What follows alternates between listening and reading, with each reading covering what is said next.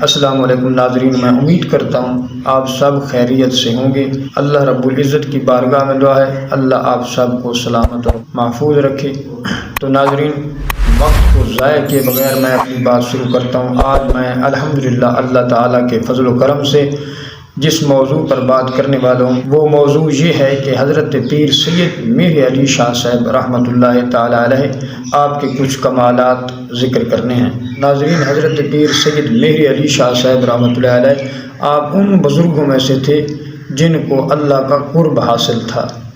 آپ آل نبی اولاد علی بھی تھے اور بچپن میں ہی آپ کو اللہ رب العزت نے مقام ولایت عطا فرمایا تھا، اور اس کے ساتھ ساتھ آپ صرف ولی نہیں تھی بلکہ وقت کے مجدد بھی تھے۔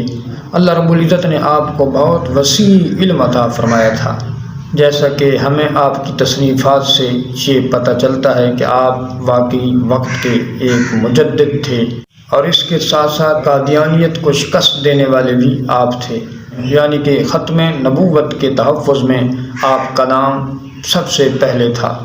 تو ناظرین، آپ کا بچپن کا ایک واقعہ آپ کو ذکر کروں۔ حضرت پیر سید میر علی شاہ صاحب رحمۃ اللہ تعالیٰ علیہ آپ ابھی پڑھ رہے تھے تو آپ فرماتے ہیں ایک دن میں مدرسے کے صحن میں پڑھ رہا تھا اور دھوپ بہت شدید تھی، سخت دھوپ تھی، جس کی وجہ سے میرا چہرہ سرخ و زرد ہو چکا تھا۔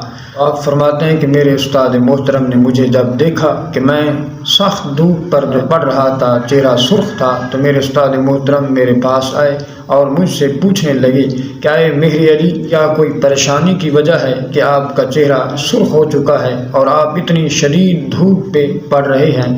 آخر کیا وجہ ہے، کوئی پریشانی ہے؟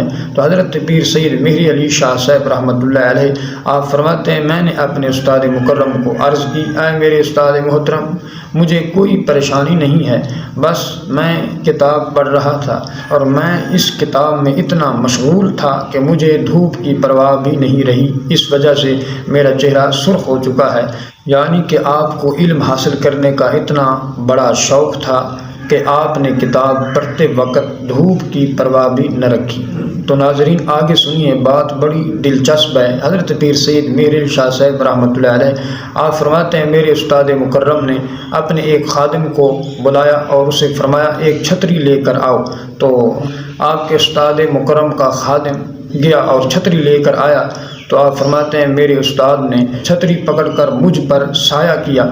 عجیب واقعہ تھا یہ۔ آپ کے استاد محترم سے کسی نے کہا کہ میں عجیب دیکھ رہا ہوں، پہلے تو یہ سنتے تھے کہ شاگرد اساتذہ کی خدمت کرتے ہیں، لیکن آج عجیب دیکھا ہے کہ ایک استاد اپنے شاگرد کی خدمت میں مصروف ہے۔ تو آپ کے استاد محترم نے اسے جواب دیا کہ واقعی علمی لحاظ سے میں میر علی شاہ کا استاد ہوں، لیکن میں اپنے کشف کے ذریعے سے اس کا مستقبل دیکھ رہا ہوں کہ ایک دن ایسا آنا ہے کہ اس میر علی کا ذکر ہر مسلمان کی زبان میں ہونا ہے، اور فرمایا کہ میں دیکھ رہا ہوں کہ یہ میر علی ان لوگوں میں سے ہوگا جن کو اللہ رب العزت نے اپنا قرب عطا فرمایا ہے۔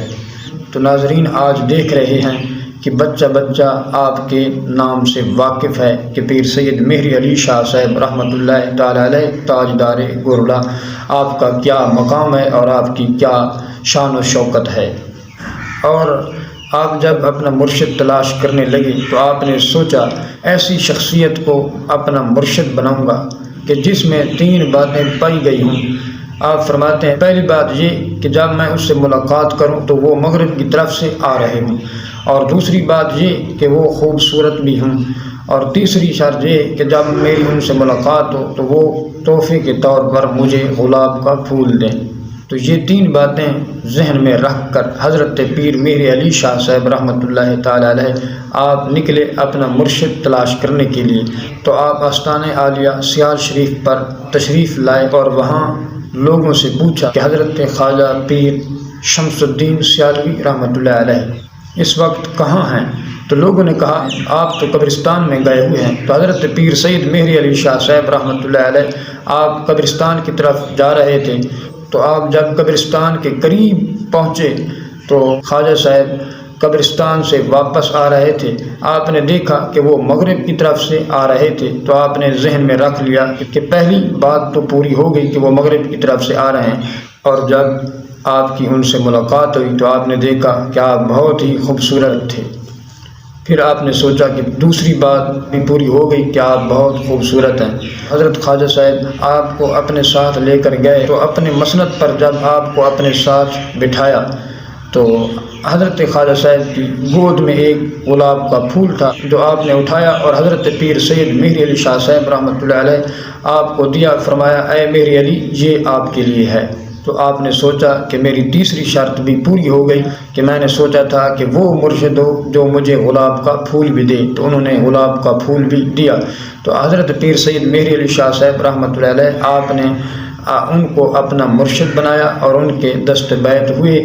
حضرت پیر سید مہری علی شاہ صاحب رحمۃ اللہ علیہ آپ خود بھی اتنے مقام پر فائز تھے، آپ خود کو بھی اللہ تعالیٰ نے بہت بڑا مقام عطا فرمایا تھا، آپ بھی ایک کامل ولی تھے۔ تو ناظرین، پڑھنے میں آپ کے متعدد کمالات ذکر کیے گئے ہیں جو کہ انسان بیک وقت ذکر کرنے سے قاصر ہے، لہذا اللہ رب العزت کی بارگاہ میں دعا ہے کہ اللہ رب العزت ان بزرگوں کے طفیل ہمیں بھی عمل کرنے کی توفیق عطا فرمائے۔